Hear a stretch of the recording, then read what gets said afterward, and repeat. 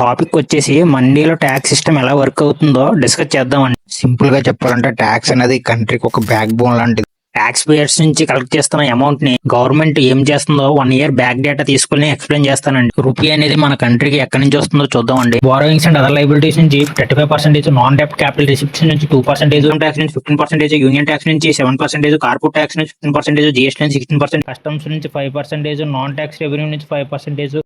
Government కి వచ్చిన డబ్బులు దేనికి ఖర్చు పెడుతున్నారో చూద్దామండి. పెన్షన్స్ కి 4%, అదర్ ఎక్స్పెండిచర్ కి 9%, సెంట్రల్ సెక్టర్ స్కీమ్స్ కి 15%, ఫైనాన్స్ కమిషన్స్ కి 10%, state shares of taxes and duties కి 17%, ఇంట్రెస్ట్ రేట్స్ కి 20%, డిఫెన్స్ కి 8%, సబ్సిడీస్ కి 8%, సెంట్రల్ స్పాన్సర్డ్ స్కీమ్స్ కి 9% వచ్చిన డబ్బుల్ని ఖర్చు పెడుతున్నారండి. ఇన్ని విధాలుగా డైరెక్ట్ ట్యాక్స్ అనేది ఇండివిజువల్ మరియు కార్పొరేట్ మీద నేరుగా పడతాయి. అలాగే ట్యాక్స్ కట్టడం అనేది పూర్తి బాధ్యత ట్యాక్స్ పేరు మీద ఉంటుంది. ఇప్పుడు మనం ఇన్కమ్ ట్యాక్స్ గురించి తెలుసుకొచ్చండి. ఇన్కమ్ ట్యాక్స్ అనేది ఇండివిజువల్స్ అండ్ ఎంటిటీస్ మీద ఉంటుంది. ఇన్కమ్ ట్యాక్స్ పే చేయడానికి మనం పర్సనల్ ఇన్కమ్ ట్యాక్స్ అనేది సెంట్రల్ గవర్నమెంట్ ద్వారా విధించబడింది. Old tax regime and new tax regime select చేసుకోవచ్చు. ఇప్పుడు 3 పదాలు తీసుకుని దాని యొక్క అర్థాలు వివరిస్తాను. ఫర్దర్ గా వీడియోలో ఎక్కడ యూజ్ చేసినా సరే మీకు ఈజీగా అర్థమవుతుంది. స్లాబ్ రేట్ అనేది ఇన్కమ్ లెవెల్స్ బేస్ చేసుకొని ఉంటుంది. లైక్ చేయండి, షేర్ చేయండి, సబ్స్క్రైబ్ చేయండి. సెస్ అంటే స్పెసిఫిక్ పర్పస్ మీద అడిషనల్ ట్యాక్స్ అనేది కలెక్ట్ చేస్తారండి. సర్చార్జ్ అంటే డబ్బులు అనేది ఒక స్పెసిఫిక్ లిమిట్ కంటే ఎక్కువ సంపాదిస్తే వాళ్ళు అడిషనల్ ట్యాక్స్ అనేది పే చేయాలండి. ఎగ్జాంపుల్ కింద ఇప్పుడు ప్రెసెంట్ నడుస్తున్న ఇన్కమ్ ట్యాక్స్ స్లాబ్ అని ఒక ఇమేజ్ వేస్తున్నాను చూడండి. సెస్ ఒక 4% అడిషనల్ గా పడుతుంది. సర్జెస్ 50 lakhs కంటే ఎవరికైతే ఎక్కువ ఇన్కమ్ వస్తుందో వాళ్ళకి సర్జెస్ అనేది అప్లికబుల్ అవుతుందండి ఇన్కమ్ ట్యాక్స్ లో. కార్పొరేట్ ట్యాక్స్ గురించి మాట్లాడుకుందాం అండి. కంపెనీస్ మరియు కార్పొరేట్ ఎంటిటీస్ వాళ్ళకి ఇన్కమ్ మీద కార్పొరేట్ ట్యాక్స్ పే చేస్తారు మరియు company type, company turn over బట్టి కార్పొరేట్ ట్యాక్స్ మారుతుంది. కంపెనీస్ అంటే డొమెస్టిక్ కంపెనీస్ ఉంటాయి, నాన్ రెసిడెంట్ కంపెనీస్ ఉంటాయి. ఫస్ట్ ముందుగా డొమెస్టిక్ కంపెనీస్ గురించి మాట్లాడుకుందాం అండి. డొమెస్టిక్ కంపెనీస్ లోని స్టాండర్డ్ ట్యాక్స్ రేట్స్ ఎలాగున్నాయంటే ప్రస్తుతం అయితే turn over up to 4 billion అయితే 25% ట్యాక్స్. టర్న్ ఓవర్ 4 billion కి మించిందంటే 30% ట్యాక్స్. అదే నాన్ రెసిడెంట్ కంపెనీస్ కి అయితే స్టాండర్డ్ ట్యాక్స్ రేట్ వచ్చి 35%. Okay.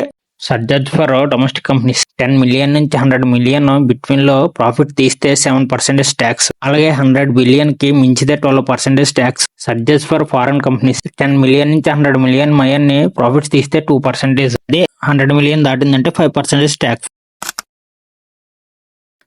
Cess meaning already discuss చేసుకున్నామండి. ఒక స్పెసిఫిక్ లిమిట్ దాటి ఇన్కమ్ లెవెల్స్ గాన పెరిగితే అడిషనల్ ట్యాక్స్ అనేది పే చేయాల్సి వస్తుంది. ఇక్కడ డొమెస్టిక్ కంపెనీస్ కి, ఫారెన్ కంపెనీస్ కి కూడా 4% ట్యాక్స్. క్యాపిటల్ గెయిన్స్ ఎవరైతే క్యాపిటల్ అసెట్స్ ద్వారా like stocks, bonds, real estate or other investments ద్వారా ప్రాఫిట్స్ తీస్తారో వారికి క్యాపిటల్ గెయిన్ ట్యాక్స్ అనేది అప్లికబుల్ అవుతుంది. క్యాపిటల్ అసెట్స్ అనే 2 types అండి. First one short term capital gains, second one long term capital gains. ప్రస్తుతం ఇండియాలో short term capital gains tax rates ఎలా ఉన్నాయో చూద్దామండి. Equity and equity oriented mutual funds ద్వారా గెయిన్ అయితే 20% ట్యాక్స్. అలాగే అదర్ అసెట్స్ ద్వారా గెయిన్ అయితే ఇండివిజువల్ ఇన్కమ్ ట్యాక్స్ స్లాబ్స్ ద్వారా ట్యాక్స్ పే చేయాలి. Long term capital gains tax rates ఎలా ఉన్నాయో చూద్దామండి. Equity and equity oriented mutual funds మీద 1,25,000 మించితే 12.5% ట్యాక్స్ పడుతుంది. అలాగే అదర్ అసెట్స్ ద్వారా వితౌట్ ఇండెక్షన్ బెనిఫిట్ అయితే 12.5% ట్యాక్స్. అదే విత్ ఇండెక్సేషన్ బెనిఫిట్ అయితే 20% ట్యాక్స్.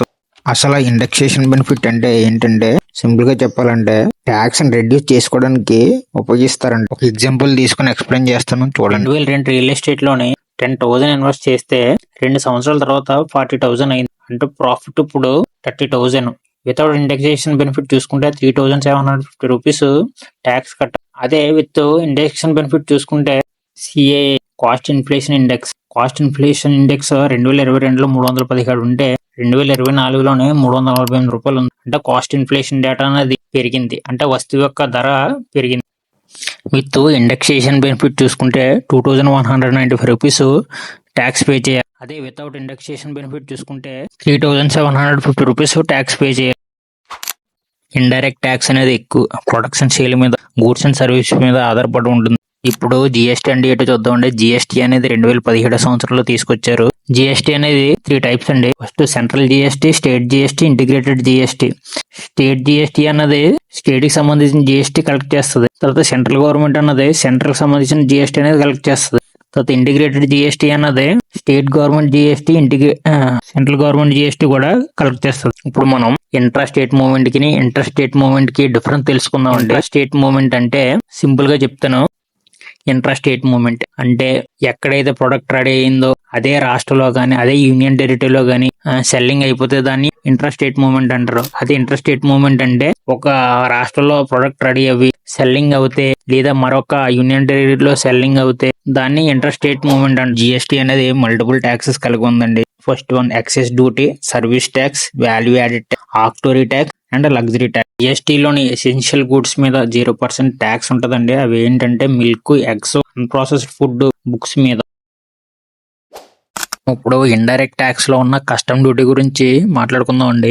అసలు కస్టమ్ డ్యూటీ అంటే ఏంటంటే ఇంపోర్టెడ్ గూడ్స్ మీద, ఎక్స్పోర్టెడ్ గూడ్స్ మీద కస్టమ్ డ్యూటీ అనే ట్యాక్స్ పడుతుంది. ఇప్పుడు కస్టమ్ డ్యూటీ ఎన్ని టైప్స్ చూద్దామండి. Basic custom duty. Customs tariff act ప్రకారం రేట్స్ అనేవి 5 to 40% ఆల్ ఇంపోర్ట్స్ గూడ్స్ మీద కస్టమ్ డ్యూటీ అనేది పడుతుంది. సోషల్ వెల్ఫేర్ స్కీమ్స్ మీద 10% బేసిక్ కస్టమ్ డ్యూటీ పడుతుంది. Safeguard duty import goods మీద టారిఫ్ పెంచి డొమెస్టిక్ కంపెనీస్ కి కాంపిటీషన్ తగ్గిస్తుంది. Anti dumping duty import goods మీద ఉన్న ఫెయిర్ మార్కెట్ వాల్యూ ధర కన్నా తక్కువ కమ్మాలి. కౌంటర్ వాల్యూయింగ్ డ్యూటీ ఎక్స్పోర్ట్ చేసే దేశాలు అందించే సబ్సిడీస్ ఎదుర్కోవడానికి సివిడి అనేది వారి ఎక్స్పోర్టర్స్ ని విధించబడుతుంది. ఇంటిగ్రేటెడ్ ట్యాక్స్ ఇంపోర్ట్ గూడ్స్ కి అప్లికబుల్ అవుతుంది. దేశీయ వస్తువులతో మన డొమెస్టిక్ ప్రొడక్ట్ కూడా సమానంగా ఉండడానికి. ఇప్పుడు మాట్లాడుకున్న ట్యాక్సెస్ అని ఇంపోర్టెడ్ ట్యాక్స్. ఎక్స్పోర్ట్ డ్యూటీ అనేది కొన్ని పర్టికులర్ ప్రొడక్ట్స్ మాత్రమే వేస్తారంట. Like petroleum, iron and agriculture commodities. Exemption అనే కస్టమ్ డ్యూటీ కొన్ని స్పెసిఫిక్ గూడ్స్ కి ఎగ్జంప్షన్ ఉంటాయి. రా మెటీరియల్స్ కి మ్యానుఫ్యాక్చరింగ్ చేయడానికి, research and development import goods కి ఉంటాయి. Central excise duty central excise act అనేది 1944లో తీసుకొచ్చారు. మరియు 1985లో టారిఫ్ ప్రకారం మ్యానుఫ్యాక్చరింగ్ గూడ్స్ మీద సెంట్రల్ ఎక్సైజ్ డ్యూటీ ఇంపోజ్ చేశారు. Crude petroleum, diesel with high rate of acceleration, spirit of motion, natural gas is a renewable energy source, fuel, aviation turbines, tobacco products ఇవి మినహాయించి మిగతావన్నీ జిఎస్టీ పరిధిలోకి వస్తాయి. ముందుగా మాట్లాడుకున్న ప్రొడక్ట్స్ అన్ని ఖచ్చితంగా ఇండియన్ కాన్స్టిట్యూషన్ 7th షెడ్యూల్ ప్రకారం సెంట్రల్ గవర్నమెంట్ అనేది ఖచ్చితంగా ఎక్సైజ్ డ్యూటీ వేయాలంట. బేసిక్ ఎక్సైజ్ డ్యూటీ దీనిని సెంట్రల్ వాల్యూ యాడెడ్ ట్యాక్స్ కూడా అంటారు. సెక్షన్ 3 సెంట్రల్ ఎక్సైజ్ యాక్ట్ 1944 ప్రకారం ఒక సాల్ట్ తప్పించే మిగతా గూడ్స్ ఎక్సైజబుల్ అంట. Special excise duty 1985 central excise duty act ప్రకారం స్పెషల్ గూడ్స్ మీద ఎక్సైజ్ డ్యూటీ పడుతుందంట. Additional excise duty 1957 central excise duty act ప్రకారం స్పెషల్ ఇంపార్టెన్స్ గూడ్స్ మీద ట్యాక్స్ పడుతుందంట.